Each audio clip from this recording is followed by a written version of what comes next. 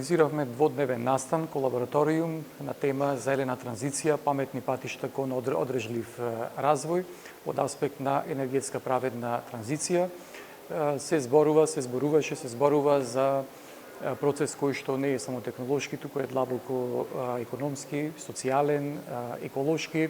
Самото име праведна транзиција значи и наведува на тоа дека никој од засегнатите страни, индивидуалци, граѓани, вработени индустрија, стопанство, региони и така натаму, не треба да биде оставен настрана, него треба да се води сметка во поглед на поддршка, на преквалификација, отворање на нови работни места и така натаму.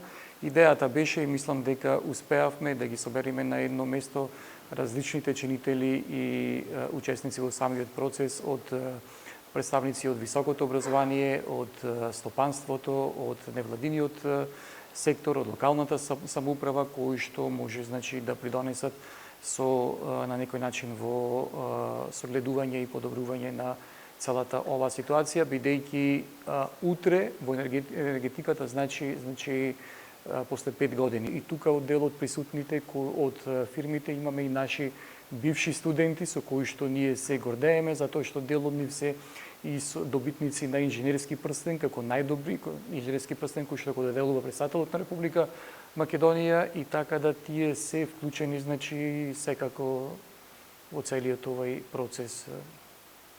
Благодариме. И вие? Прво, навистина значајно е кога општина Битола е поканета да биде дел од една ваква тркалезна маса, значи во организација на Универзитетот во Битола, како дел од проектот Colors, каде што е направена една навистина продуктивна универзитетска мрежа и која што отвара значајни прашања и можност за нашиот универзитет да има соработка со повеќе европски универзитети. Општината е на некој начин партнерски вклучена во сето тоа, а денесната значајна тема не обедини тука на тркалезна маса со универзитетската фела, значи со професори кои што работат на темата на енергетската транзиција, но денес зборувавме за еден поширок контекст, конкретно за праведната транзиција, која што опфаќа повеќе сегменти, секако тука беа и представници на АДС-ам, односно на РЕК Битола заедно со нас.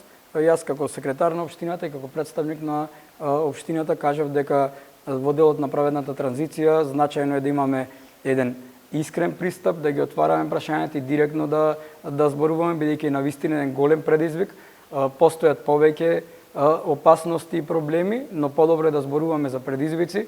Но тука на крај се каже една добра поента дека Битола и Пелагонискиот регион ги имаат перспективите и во други сфери. Значајно беше што слушатели беа млади луѓе, студенти или абсолвенти кои што се на универзитетот, кои што оваа идеја и дебата ќе се шири понатаму, но клучната поента да не остане се само на дискутирање и документите кои што државата ги има усогласено или кои што во иднина ќе се доусогласуваат и ќе се носат, да час поскоро бидат оперативни.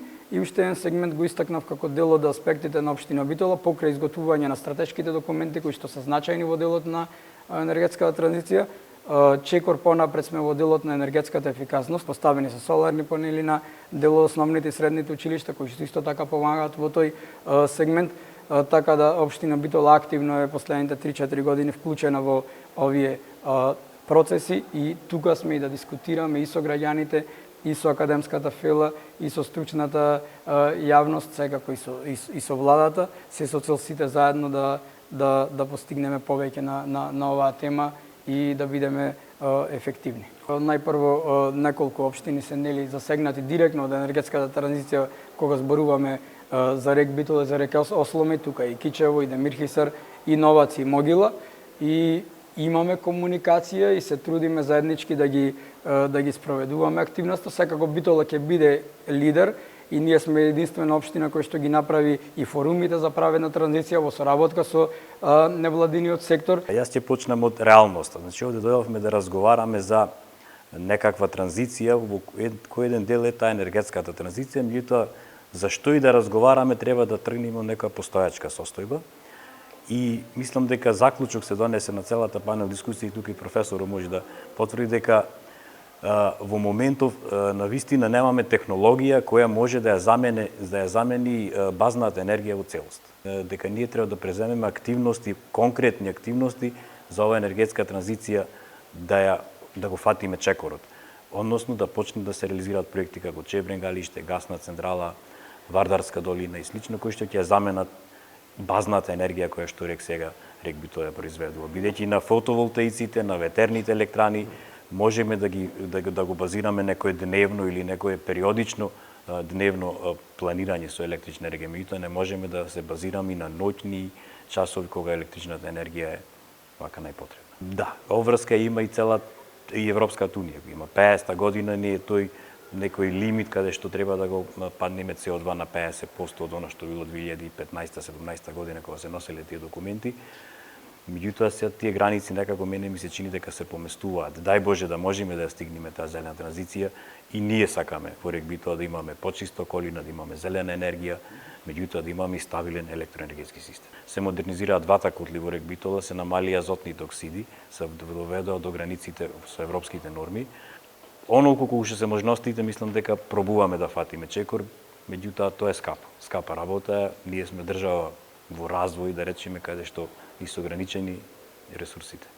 На дебатната дискусија јас сум импресиониран од сите овие дискутанти тука што зборуваа објективно, реално што понатаму. Јас денеска сум задоволен затоа што разговарав со многу експерти од оваа област и оноа што го чека Битола после, како што се вика, затварањето, што тоа сигурно нема да биде толку брзо, но периодот што го чека Битола во наредниот период од аспект на екологија, од аспект на замена, обновливи извори на енергија и така натаму. Да почнам сега од последниот европски развојно-истражувачки проект што се вика ENSNARE, или тоа е Nearly Zero Energy Building.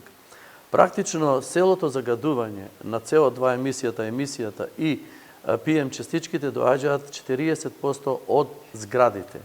Затоа што тука е согорувањето, тука е ладењето и сега во колку зградите се најде решение тие да бидат nearly zero, што значи да не емитираат CO2 емисија и токсични PM частички, во тој случај екологијата и се решава.